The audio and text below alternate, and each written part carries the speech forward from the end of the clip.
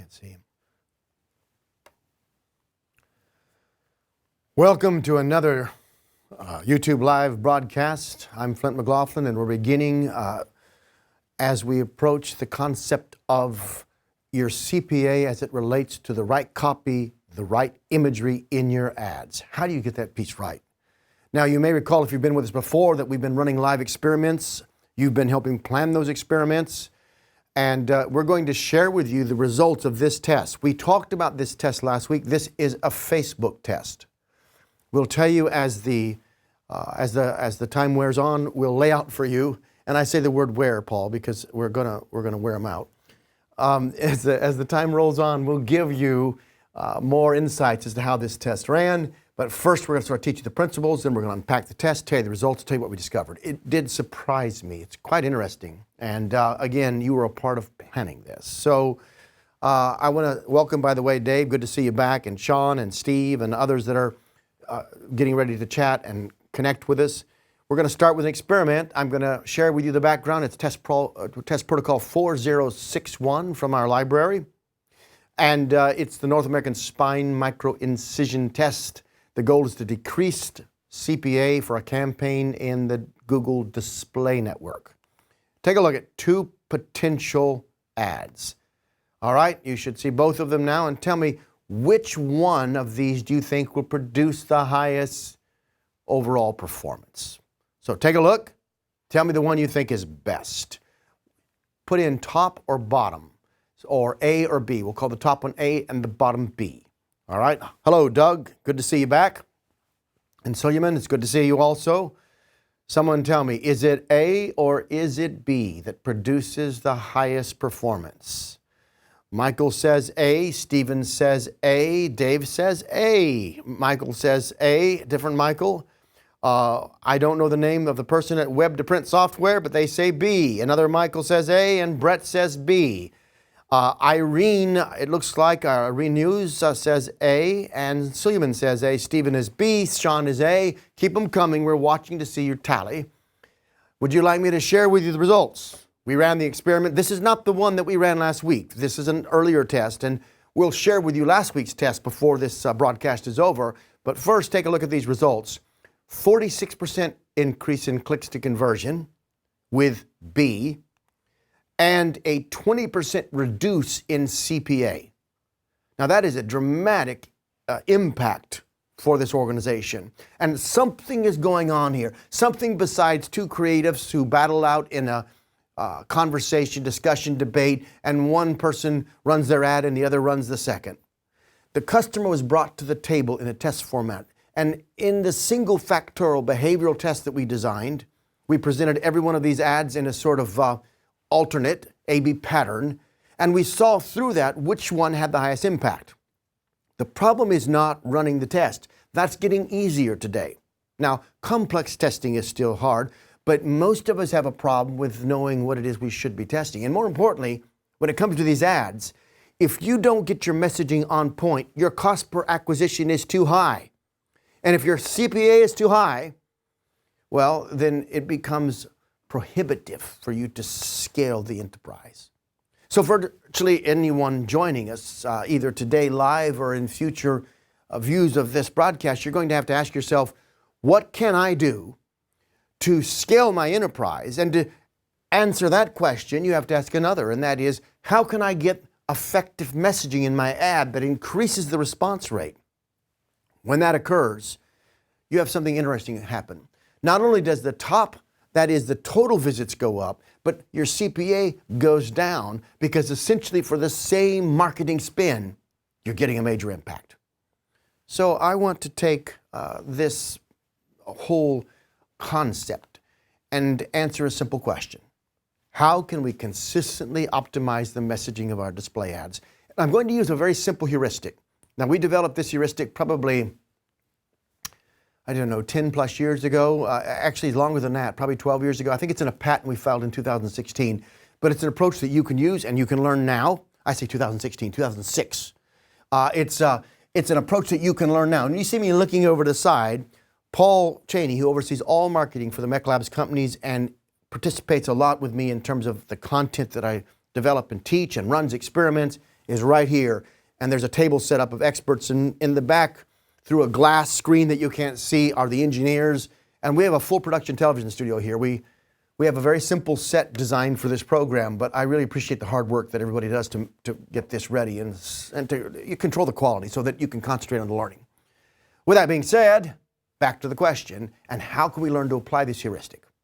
So I'm watching your comments come in, and we're going to drill down deeply and ask a simple question. How can we apply this heuristic to create better ads? To do that, we're going to teach through each of the components, and I'll break them down very quickly for you. The first one is the attract attention piece. You've heard me talk about that with headlines. The second is generate interest. We're going to talk about it in a unique way today, different than our broadcast on headlines. And finally, the ask for the click. You'll notice there's a 2 coefficient in front of the AT piece, which represents the psychological element. It's 2 because it's more important than the other pieces. It's twice as important as the other pieces. If you don't capture attention, it doesn't matter. Nothing else happens after that. And on a page that's busy and troubled, you're going to find that's harder than it looks. Getting that attention is critical. But one of the worst things you can do is invest the money to get attention and then not know how to convert it to interest, and then how to smoothly convert interest into the ask. Because make no mistake about it, every ad has an ask, even if they don't say it, even if it's implied. Let's start with these 3 ad objectives. Let's learn how to build them together, and let's apply it in our own situation. By the way, I see a lot of familiar names on here. As you're applying what we've taught about headlines, if you saw a conversion increase, tell us about it. We may interview you in our Marketing Sherpa program, or we may want to explain it and use it as a teaching tool. Either way, I'm very proud of the students who spend time here, learn, and go back and apply it and get a result. So feel free to share results for any of the things we've been teaching. Value proposition, advertising, designing your tests, creating hypotheses, all the pieces in this latest series. Now, let's get down to these 3 objectives. We're going to start with the AT piece, attract attention. Attracting attention is a relative differential concept. Now, I want you to think about that. And what does that mean? And why am I emphasizing that? Well, there are 5 elements that determine what your eyes see first, second, third, and fourth when they absorb a cluster of information. You need to know those 5 elements, but you need to understand that their impact is relative. If there's a page with all black and white and you have the color red, that color will pop. But if there's a page full of 4-color illustrations and magazine-style ads, additional color makes hardly any difference. So the key is not to have any one of these 5. The key is to have the right ratio of these 5. Let's talk about that and learn those 5 pieces, and then we'll go from there. Now, Dave asked about the streaming quality. If there's any issues on that, let us know. Our tech team is in the back, and we'll follow up. If you had any streaming quality, an engineer said that you may want to refresh your page. Try that. Seems to be going very smoothly from all that we can see with our test sites and so on. All right, on to the 5 areas. The first is size. If everything is huge on the page, then size doesn't matter. But if one element is larger than the other, then you'll see the difference. And I'm going to give you illustrations of each of these. The next is shape. Shape, if it's different, again, that's the key, can draw the eyes. Another is color. Another is motion. And another is position. These 5 elements we've abstracted from thousands of experiments, and we've determined that if we arrange them properly, even on a page, say the design of a page, we can control what you see first, second, third, and fourth. And we use the geography of the page to control the chronology in the mind. This allows us to stack our thoughts in the vertical sequence that leads to the critical conclusion we want you to draw. Great marketers do not force claims down people's throat. They foster conclusions in people's mind. And you do that better by controlling their observations, i.e., helping them see the right elements in the right order. This we teach when we talk about page design, but it's just as important when we talk about ads. And so, take a moment and let's see examples. Can anyone see the size on the right-hand side, how it dominates the page, how it pops off the page? And by the way, it's become passé to use drop shadows. Designers are always following the latest, sort of fad, but you should not be driven by fads. You can create an attractive page that also is using shadow and imagery and color in a way that complements the sequence of thought that you're trying to generate. In this case, I'm not holding this up as an excellent design. It's obviously a very big company, but you can notice how that ad on the right dominates your attention. Not only is it the size of the ad and the drop shadow and the overlap, but even the size of the font in the headline. Okay, so there's size. All right, so let's look at another one. The cloud shape. Take a look at this. Can you see how that ad pops off the page? It's a combination of color and shape, but the shape itself is pretty significant in driving impact. That's a Rackspace ad, and it's an example of using shape. Here is an example of color. The orange at the top of the page captures your attention. Now that may be negative. That's a negative color in many of our tests, but it certainly gets your attention. And so, once again, on that background, it has impact. All right? Then let's go to the banner uses eye-catching animation to draw attention in this example.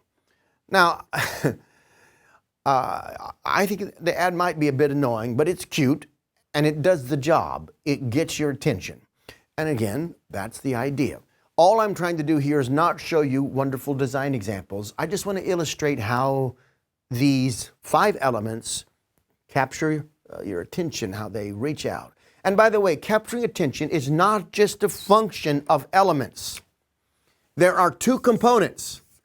And I might be better to use a dark pen here so you can see it better on the screen. Elements that are useful in capturing attention in your ad. One is, and this is the 5 elements that we just spoke about. This is a critical piece that helps you get it right. You can use size, color, shape, motion, and position. But the other is the message. And the right headline helps to capture your attention. And an ad has a typical headline, and the headline is the message in many ads. And if you go back several sessions ago, in fact, if you haven't already, subscribe to Marketing Experiments so that you can get the full stream of these YouTube live broadcasts. And also, we'd appreciate it if you like what you're hearing, hit the like button and share it. I'm learning more and more how important that is to building our community. But what I would share with you right now is that I taught on the elements of like point first and customer-centric headlines. That plays into this deeper understanding here, and you should be integrating the learning. All of this fits. They are like, it's one cloth, it's one mosaic of learning that should begin to build a composite picture in your mind of the marketer's task and how we approach it. Go back to the headline. This is probably 6 or 7 weeks ago. Watch that one and you'll see how to use the message on the ad in conjunction with the 5 elements to capture attention. All right? But we have more points to go and an experiment to review. So clearly, we need to move on and answer another question. Before I do, I'll just show you this position piece. This is using the 5th element, position. All 5 of these. Typically, upper left-hand corner is one way. Eyes typically start there, and you should keep that in mind. In this case, the paid content looks like the editorial. It's in the main body of the eye path flow, and so it's going to get more attention. The position is helping seize attention. All right? Now, that brings me to I. How do we convert that? This is a series of transitions in the mind. An ad is not a static page. Every effective ad is a flow. Every effective ad requires at least 3 micro yeses. One of the reasons we do so bad in our optimization efforts is we don't see the deeper flow of micro yeses necessary in the mind, and so we don't know what junctions to focus on when we're trying to put our optimization skills to work. We think that we're optimizing from the ad to the landing page. Not so. You've got to optimize 3 micro yeses in that ad and then optimize probably a dozen or more, perhaps 20 on the landing page. Now, thinking about that, you start to see the connection, the sequence of thought, the way it all flows together. I mentioned that to you to say that our job as marketers can be fascinating. It doesn't have to be filled with dread and impossible deadlines and frantic activity and unsatisfactory quality. If you can put yourself in the right role or even create the right opportunity, many of you are entrepreneurial, many of you on this line are entrepreneurs, you can use marketing to study some of the most fascinating aspects of our existential reality. Really, it's understanding the mind and how we think and how that influences the outcomes in our life. And so for me, I would be bored if marketing was just about running campaigns. But I see the role of a marketer very different. It's about wisdom. And the marketer should be the philosopher in the organization.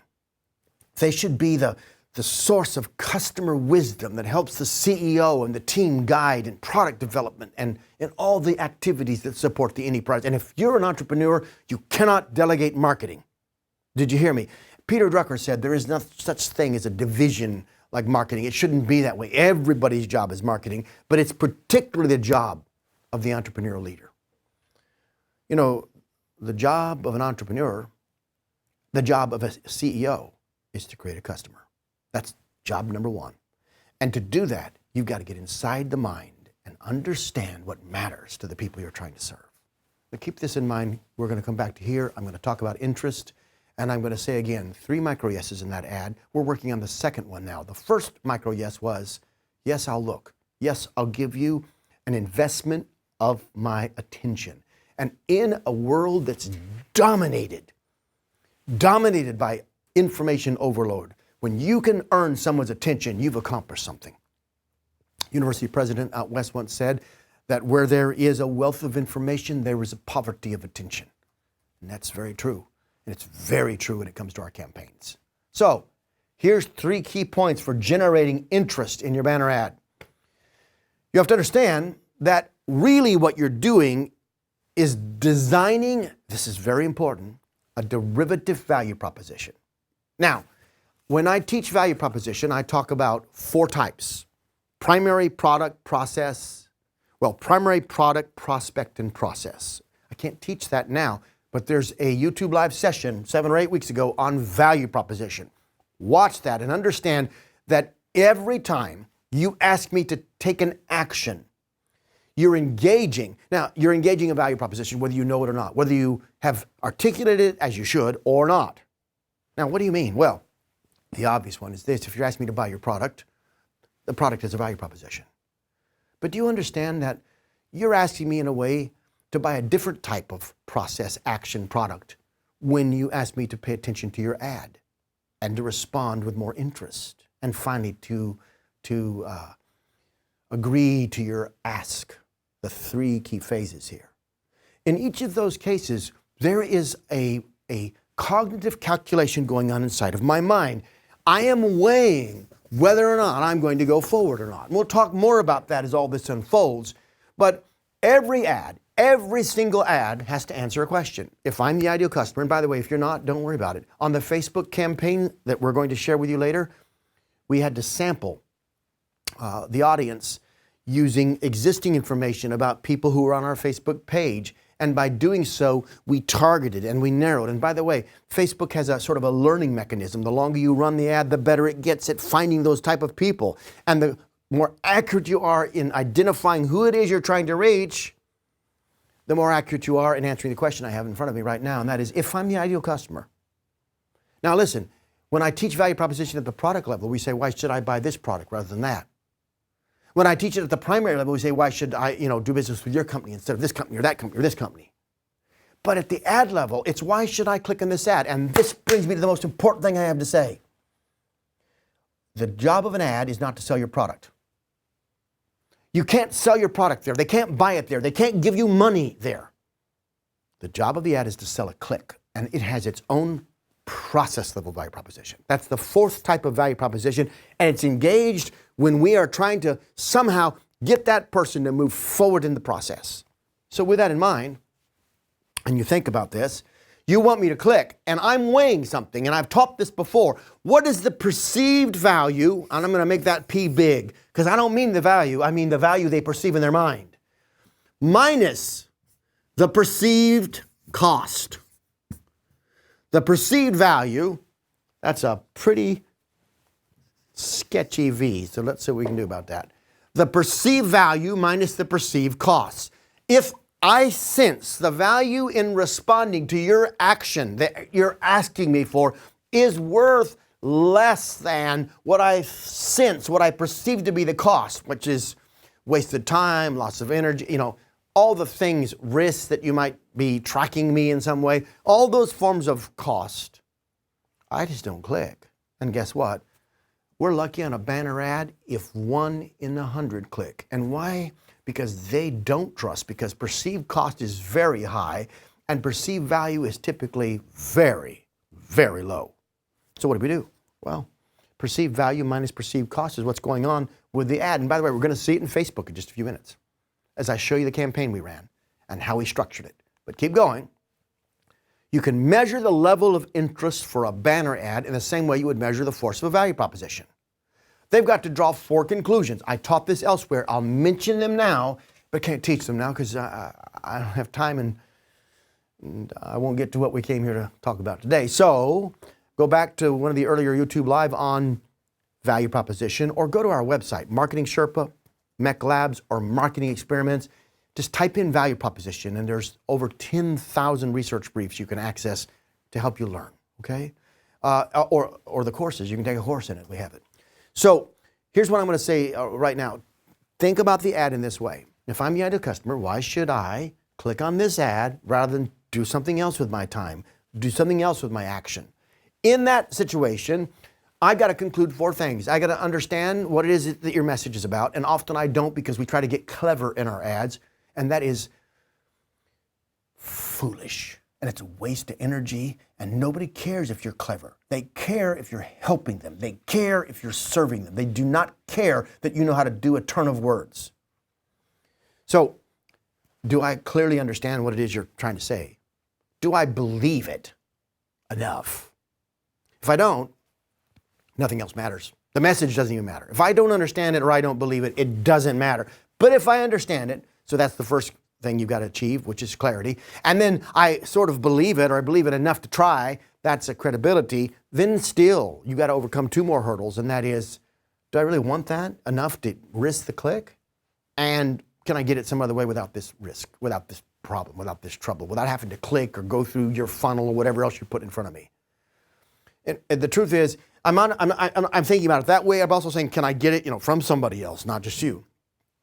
You got to get 4 pieces down. They're conclusions in the mind. I'll teach that elsewhere. But ultimately, they've got to understand it, they got to believe it, they got to want it, and they got to conclude that they can't get it anywhere else if they don't respond right now in this ad.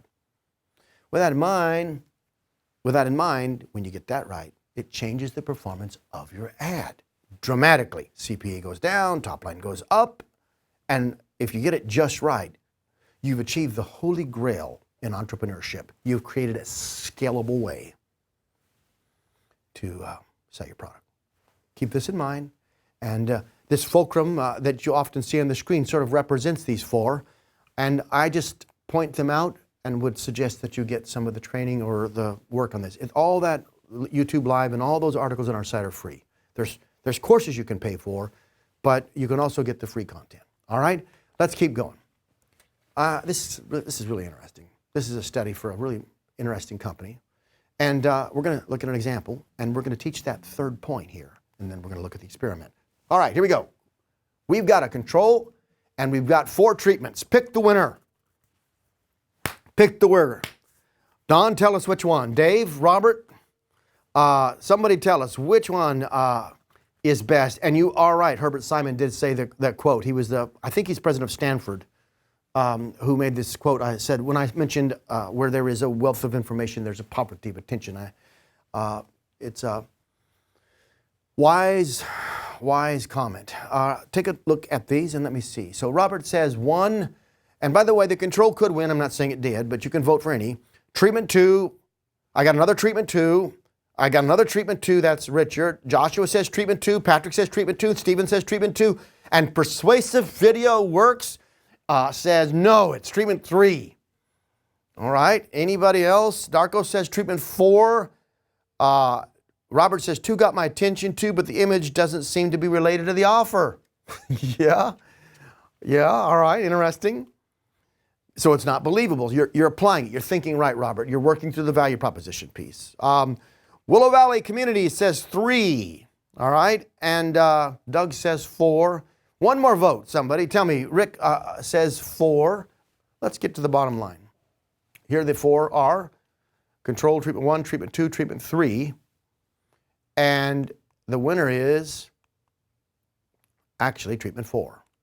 All of these had the same tone that was the standard in their online banner approach. It got your attention. They were good at that. I hate him. That gets your attention. The picture, that gets your attention. You know, think of it. The picture of that crazy looking person with their mouth open, the picture of a attractive girl getting out of a car, the picture of a guy with something over his eye. They're good at getting attention. But here's where they drop the ball, converting it to interest and then further to the ask. So, treatment 4 does something different. We designed treatment 4 in an experiment. The team here built a final treatment that says, as you can see the headline, see how Dr. Paul Pimsleur discovered you can trick your brain to learn a language in 10 days. This was taking the messaging from the other ads and emphasizing it in a way that was very clear and very appealing and potentially credible, even using Dr. and Pimsleur, who was one of the most famous guys in the world when it comes to learning languages, et cetera, et cetera. All 4 of the elements of the derivative value proposition for process level value were employed. And then there was a video, and it was a lighthearted approach. You know, a lot of our own work is much more serious because we're a clinical lab. But to suit the nature of the audience and the other advertising campaigns, we used that in the video. And what did we see? Yes, the video did play a role, Robert, but it's all a combination of capturing attention and then converting to interest. The video concept made them be interested in what we had to say. And you didn't say, come buy our product. Did you notice that? Look at the ad again. It doesn't say, come buy our product. Instead, it offers you something you're really interested in. See how Dr. Paul Pimsleur discovered you can trick your brain. So I get to see something, and I'm learning how. No mention of product. And then very, very clear, you see the call to action, click on the video. Click on the video. What are we selling? A click. You don't have to say click every time, but this is a classic example of the heuristic being applied, and the result was 113% increase in purchase rate. Now, do you realize the magnitude of that? I think we throw around numbers here. We ran 20,000 plus treatment tests, so you're going to hear a lot of numbers. We throw around numbers so big that I think people sometimes lose sense of that. And this is a big company, and that's a big revenue stream, and this is a big impact. See the importance of getting this right? If you can get it right, it changes life. Some of you, now this is not everyone, but some of you out there have been trying to build a business. I talked to one yesterday from a company that sells supplies for men's beards. I talked to another company yesterday who sells and designs kitchens. They're 30-year-old business, but they're small. They're in a very elite community, and they're very serious about growing their lead flow. And, you know, I try not to just talk to giant companies. We get those calls all the time. I like to talk to entrepreneurs, and so many of you, if you could just crack the code, you can scale. And once you scale, all the metrics of your business change. And finally, you can hire that person you need for X and that person you can need for Y, and you can invest more in the right technology, and the whole business moves up a category, a level. Just be careful that you don't delegate out the marketing common sense that you spent a long time developing on your own. You need to be integral to those critical decisions. Let's keep going. 113% brings me to the third piece. Right after this, we'll unpack the recent experiment with Facebook. All right. So there we are. I'm looking at the final micro yes, the final element that we have to think about in the psychology of our ad, and it is the ask itself. If you don't get that right, it's like a lot of things in life. You can capture somebody's attention, you can generate interest, even in the classic sale, even if you're door to door in the old school way. But if you don't ask right, it's still going to come to no fruition. So how do you ask properly? Well, you need to be aware of some principles. The banner's ask is the main call to action for the ad, and we know what that is. Somebody write down, what is the objective of the banner? What are we really selling? I just taught it a minute ago. Write it down, and let me see if you're paying attention. What are we really selling? Clicks. Yes, Sean was the first. Oh, no, Patrick beat him. Patrick, then Sean, then Don, then Stephen. All right, that's right. So the first thing is the click. The goal of the ad is to sell a click. Now, that means when they get to the page, you better have that goal clear too, because your goal there is something different, and you got to know what you're supposed to accomplish on that landing page. Good work on your answers team, all right? And so I'm going to take you to the category of the asks. Some asks are implied and some are direct. I prefer direct over implied. Do you all know the difference? You know, direct is click here. The direct is, learn more with a button. But implied is sort of assuming that you see it and you realize that you're supposed to click on this. I don't like to do that very frequently. I don't want the ask to be rude, but I'm not trying to impress people with eloquence when I write an ad. I'm trying to draw in their mind, foster key conclusions that will lead to the right person clicking on the right ad and coming to the right page where I can really begin a conversation. So, let's keep going. You've got to understand the incremental decision. Now, that's really important. What you've really got to understand is the sequence of thought. Where are they? Now, very few people go from no interest to I'm ready to buy that now. Maybe small impulse purchases, yes. But most of us aren't selling small impulse purchases. One of the challenges with a Facebook ad that we ran recently is we ran it, and you're going to see, I'm almost there now. We're going to break down the math. You helped build it. We ran an ad for this book. And when you are one of the people who, and by the way, if you don't understand, this book doesn't even hit the stands until next year. This is the pre-published numbered edition. And I created it to test all the concepts, the pages, the colors, everything, but we've never marketed it. This is the first time we've done anything. It was just for a test. But we've sold out of 5 printings. And we keep printing it, and it's not even officially published yet. But I mention that to say you would expect somebody who might have participated in YouTube Live, been to our trainings, been with me at a conference, worked with us in the past in our research, who might be interested in the book. But in Facebook, we were trying to reach people who had never heard of me or the book before and see how far could we move them up the sequence of thought. Could we get them to go to a landing page? I would have called the campaign a success, even if it didn't sell any books. It got people to the landing page, or it got them to sign up for additional free content that would help them understand. Besides that, the cost is $75. Each one of these books is handmade. The guys who make Bibles do this, 2 twin brothers. There's a video on the landing page that talks about it. So it's expensive. And so I wouldn't expect anybody to buy from a Facebook campaign yet. I would just want to move them up the funnel, further along, right? And my question for you is how do you ascertain where they're at? Don't ask them to buy in a banner ad if they're not ready. You see, in the example we just gave you, we said, see how it works.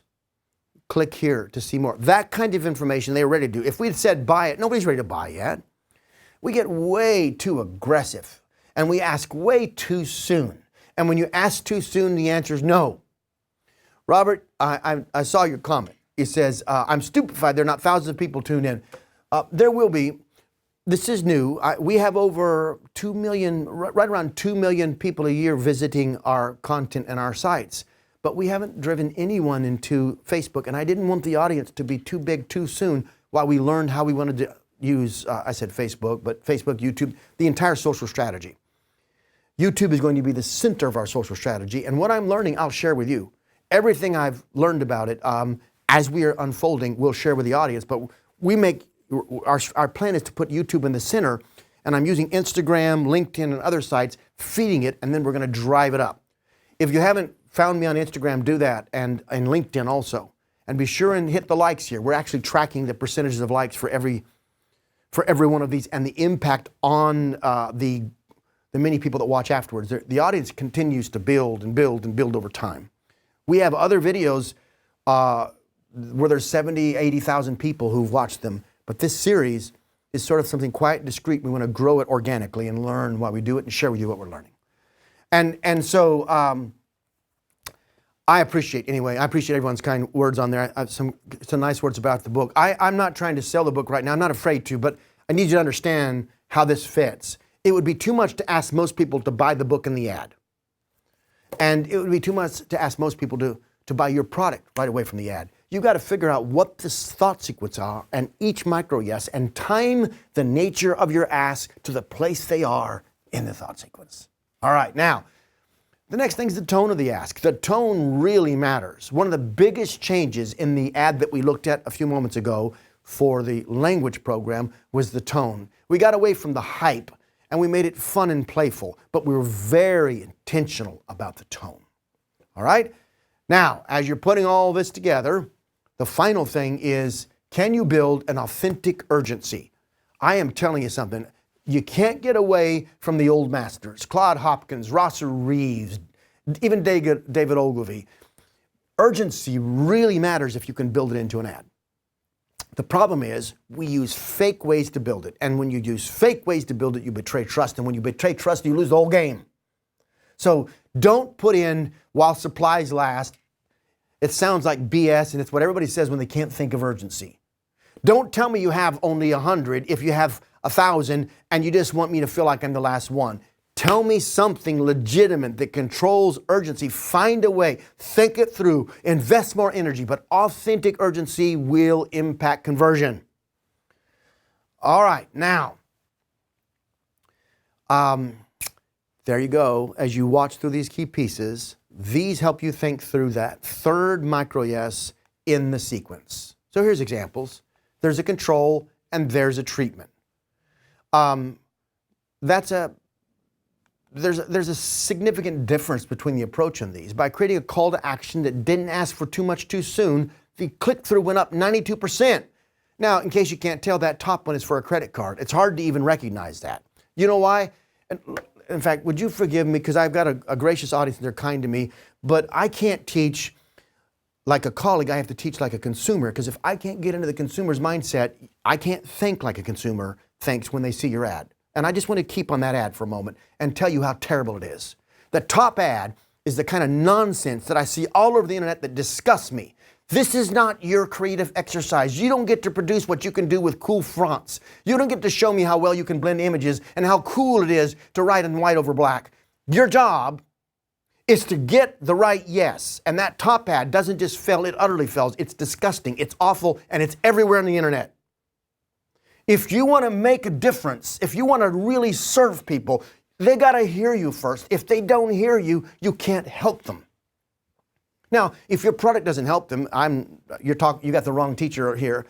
I'm assuming you have a real value proposition, or you're deeply concerned enough about it to get one. And if you do, the difference between the bottom ad and the top ad is the bottom ad produces 92% more. Why? Because it serves these people clearer. It's better. It's easier to understand. You're not showing off, and you're not serving an ad, you're serving the person who sees it.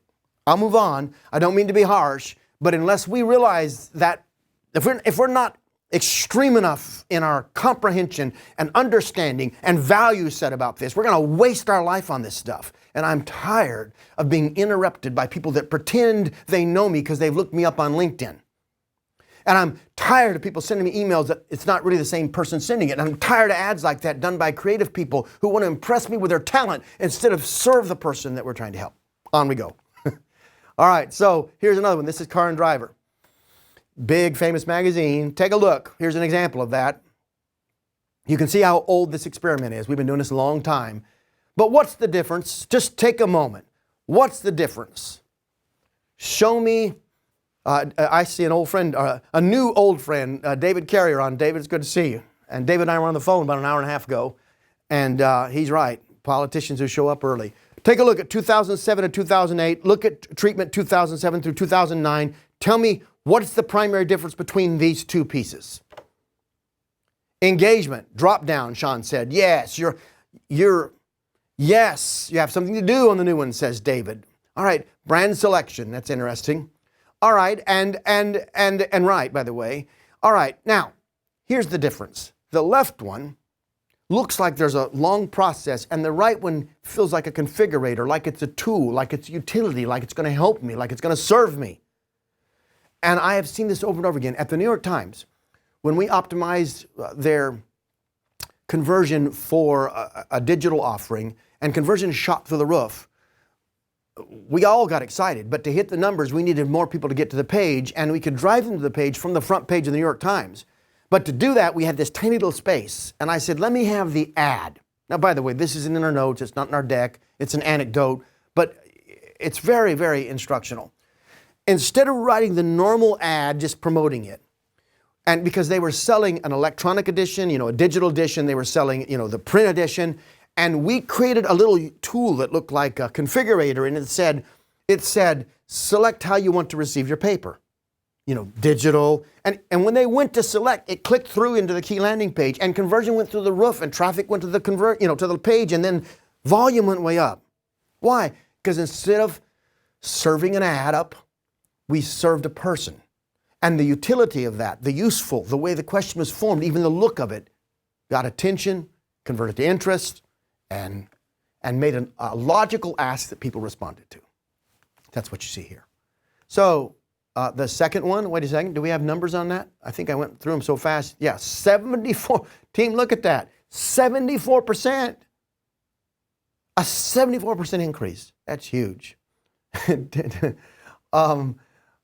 I'm laughing because somebody called Tiny Giant Web Solutions calls me Angry Flint right now. I understand I am angry. I think it's important to be angry at some things, but let's keep going. All right, so I'm going to take you to the main event here. This is the last part. This time we're going to spend together. Let's look at Facebook. So these were the limitations that we had to work with, and you helped us think about how to do this and what to say, and we had a sort of live interaction around this ad. The only reason we took the book is because we wanted something that we didn't have you submit us something we could test, and so we had to test something of our own so you could all participate, and I knew that I could share transparently the results. I didn't really have a high expectation for any kind of sell of the book from people who don't know anything about us, but here we are, and then there are two pieces that we tested. Have you wondered about video? Well, we tested the image on the left against the video, and you can see the result. A 36.5% lower click rate. Now that's interesting, but what really went down? And I think I can explain it to you. Paul Cheney oversaw that. And so if you look at the metrics, what you'll see is that we got a lot more impressions on the first one rather than the second one. And this is because there are 3 scores. I think that is explained in my next slide. Yeah, I'll show you, but see the difference?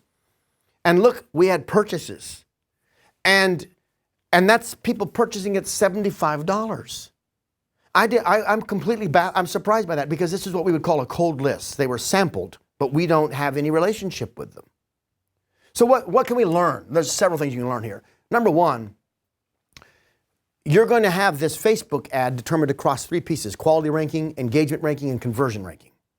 Quality ranking is more difficult on the video, and in fact, you may find an expert, and I'll quote somebody, we'll talk about these 3 so you can see them. You see that we saw below average quality ranking. Now that doesn't have anything to do with the look and feel of the ad. There's a way they determine that, and one of the ways to sort of influence that, and by the way, it goes up in time. YouTube has an AI algorithm that's learning, and it improves the audience and where it shows and how so you get much lower CPA as time passes. But engagement rate ranking explains how your ad's expected engagement rate compared to ads competing for the same audience. The expected engagement rate calculates the likelihood that a person will click, react to, or comment on, share, or expand an ad. When an ad comes up and people block it, sort of, or basically use an option so that they don't have to see it, get it out of the way, that impacts quality ranking. which is to be expected when you first start your campaign. You're going to have more of that. This is a very normal pattern. But ultimately, conversion rate explains how your ad's expected conversion compared to ads with the same optimization goals competing for the same audience. Well, you would expect all these numbers to be much lower when you first sample and you first start. But ultimately, what we saw was pretty surprising to me. In fact, we learned something. Now, listen, if you're running anything on Facebook, this is a really good principle that we learned through the experiment. Don't put the video in the ad, but publish your video on Facebook, on your page, and then use that post to create an ad from the post, and you'll see much higher response rates. So I don't think the problem was the video itself. The problem was that we used the video as the ad instead of publishing it first on our Facebook page and then using that post to create an ad and run it. It doesn't look like an ad when you do that. In fact, I think I have an example for you. This is another piece. This is actually Whoops teaching last week. So it looks like this on Facebook, and it looks much less like an ad and much more like a sort of a normal post. And so you get a higher engagement rating, and that impacts your scores. But for that very reason, we saw the control outperform the treatment. I'll go back, show them to you side by side. And to my surprise, this is the stuff you learn the hard way. If I can ever go back, Paul, I'm trying to get it right. I'm clicking forwards and backwards, and Paul's making fun of me. You have to have another PhD to run the clicker in here. It's very complicated. It's a sophisticated piece of science. If I push the wrong button, it sends a missile, and so I have to be very careful.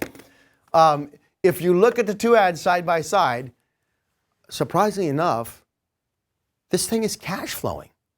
Now, I'm letting people buy copies without promoting. I don't really want to sell a ton of these yet because I don't want to sell a ton of these yet until we have the big release, because we're going to compress that and have a huge impact in next calendar year. But the reality is, it makes me wonder, can we literally, if that proves true, we could probably sell thousands of books with Facebook simply by scaling our spend, and we wouldn't really have to do anything because the money comes back so fast. It's not like a service arrangement or 90 days or 120 days. It would fund itself completely. Guys, that's marketing. That's when you're getting it right. That's when it gets exciting. And it's not about those numbers. It's not about Facebook. It's about what's happening in people's mind and how you zero in on it. So we're going to design another test. We have some good ideas. We're going to share that with you in the next YouTube Live event. We'll be doing that. I'll be in Boulder next week. I was in Philadelphia last week. I'll be in Boulder next week meeting with 6 CEOs, doing a quick win intensive and learning. And we're going to drive the needle up. I think last week, I don't want to say where, I think in that one session we made $57 million for the group we were with. And there's very specific reasons for that. It's cool to be a marketer. It's interesting to get inside of human nature and the mind.